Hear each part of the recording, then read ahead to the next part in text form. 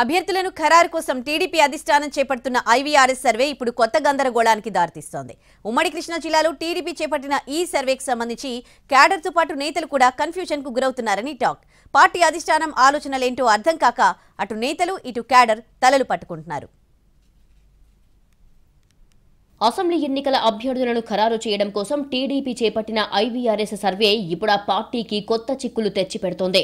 గతంలో పెనమలూరు, ఇప్పుడు నూజివీడు వ్యవహారాలను పరిశీలిస్తే ఈ విషయం నిజమేనంటున్నాయి పార్టీ వర్గాలు. పెనమలూరు సిట్టింగ్ ఎమ్మెల్యే పార్థసారథి టీడీపీలో చేరటానికి నిర్ణయం తీసుకున్నారు.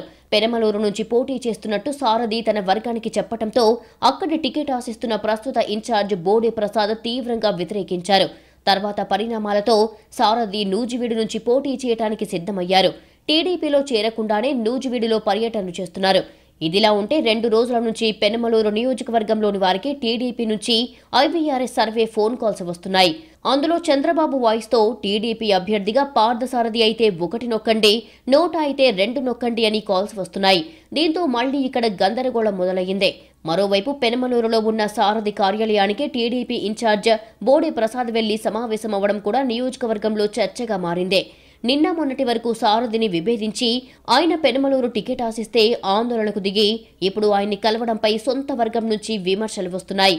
గతంలో కూడా ఐవీఆర్ఎస్ సర్వే వ్యవహారం జిల్లాలో చర్చకు దారితీసిందే. వసంత కృష్ణప్రసాద్, దేవినేని ఉమా పేర్లతో ఈ సర్వే జరిగిందే. మైలవరం, పెనమలూరు నియోజకవర్గాల్లో దేవినేని, వసంత పేర్లపై సర్వేలు చేయటం ఆ ఇద్దరి వర్గాల్లో గందరగోళం ఏర్పడిందే. అయితే ఈ సర్వేలు ఆశావహులకు మింగుడు పడటం లేదు. ఇక సారథి పెనమలూరు కోరినా నూజివీడు నుంచి పోటీకి సిద్ధమై అక్కడ సమీక్షలు, పర్యటనలు చేస్తుంటే మళ్లీ పెనమలూరులో సర్వే చేయటం ఏంటనే చర్చ కూడా జరుగుతోంది. ఇదిలా ఉంటే టికెట్లను ఫైనల్ చేసే వరకు ఎటువంటి ఇబ్బందులు తప్పవని నిర్ణయానికి టీడీపీ నేతలు వచ్చేశారు. వీలైనంత త్వరగా టికెట్లను ఫైనల్ చేస్తే ఎన్నికల వ్యవహారంపై ఫోకస్ పెట్టవచ్చనేది నేతల ఆలోచన. మరి టికెట్లను ఖరారు చేసేలోపు ఈ డబుల్ సర్వేలు ఎన్ని ట్రబుల్స్ తెస్తాయో చూడాలి.